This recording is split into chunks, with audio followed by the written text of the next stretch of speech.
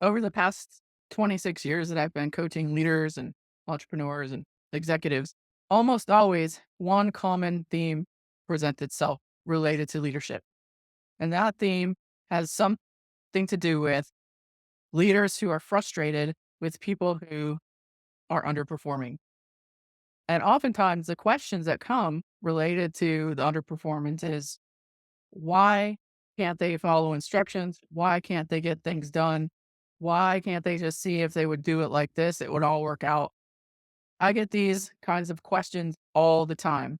What I want to do today is in this video is talk to you about the solution to this problem because it is not what you think it is.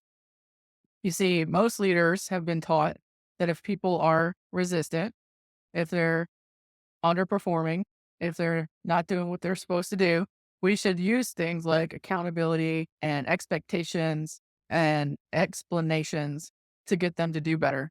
But if you've been a leader for more than a week, you know these don't work that well. So today, what I want to talk to you about is a fundamental distinction in human performance that I've noticed and how we can use that distinction to help underperformers achieve more faster. So the distinction is the distinction between resistance and receptivity. So when people are resistant, they underperform. Why are they resistant? It doesn't really matter, quite honestly. All that matters is that they're resistant. Sometimes they bring resistance with them to work. Sometimes leaders accidentally create resistance in their people. Now, either way, doesn't matter. If someone is underperforming, they're probably resistant. Most leaders are taught as young leaders if someone is resistant, hold them accountable.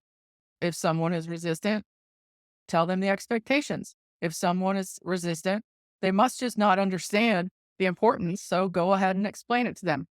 That sometimes works, but it doesn't work very well, usually. And here's why. When someone is resistant, it is not our job as the leader to push them through their resistance, even though you want to try that. But what happens when you push someone? Yeah, they push back. Now, if you're the leader, if you sign the paycheck, if you're the boss, they'll do the thing you're asking them to do, but never really joyfully, almost always begrudgingly. And so you haven't really solved the resistance problem. The solution to resistance is not to push people through the resistance to help them get to higher performance. The solution is to create receptivity. Now, this is a subtle but very important distinction. When people are receptive, they do better. When people are resistant, they underperform. The thing that is missing in our leadership concepts is that it's the leader's job to create receptivity. Now, how do we do that? Fundamentally, there's two easy ways to create a little more receptivity in people. The first one is instead of telling people things, ask them things. Okay. What happens is we're often telling people what to do, how to do it, when to do it, and that creates resistance. I know it's a little nutty. I can read your mind right now. I hear what you're thinking. What you're thinking is, well, Madison, I pay them to do the job. Why won't they just do the job? Well, like I've said, somewhere some resistance has come into the environment and they're responding to that resistance by dragging their feet, by not following instruction, all kinds of things. Often, confusion causes resistance. So if someone is confused, they're not quite sure how to do the thing you've asked them to do, they're not quite sure what the instructions were, it's very difficult for them to take an action. The solution is instead of continuing to tell them, go ahead and ask them, how do you see this would work?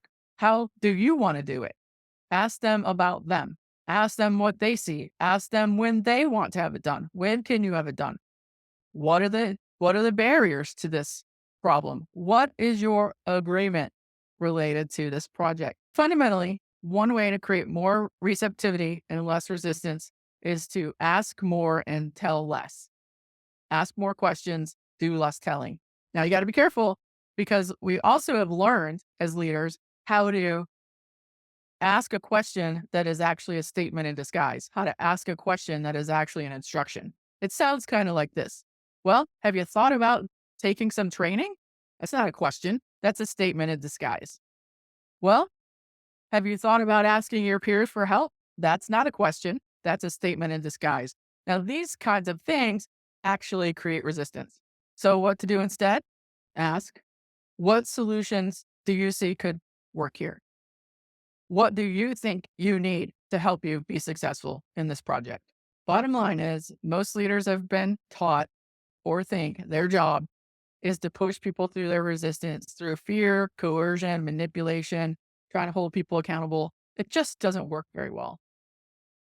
If you can learn to recognize, oh, my job here is to create a little receptivity, that will go a long way to helping underperformers achieve more faster.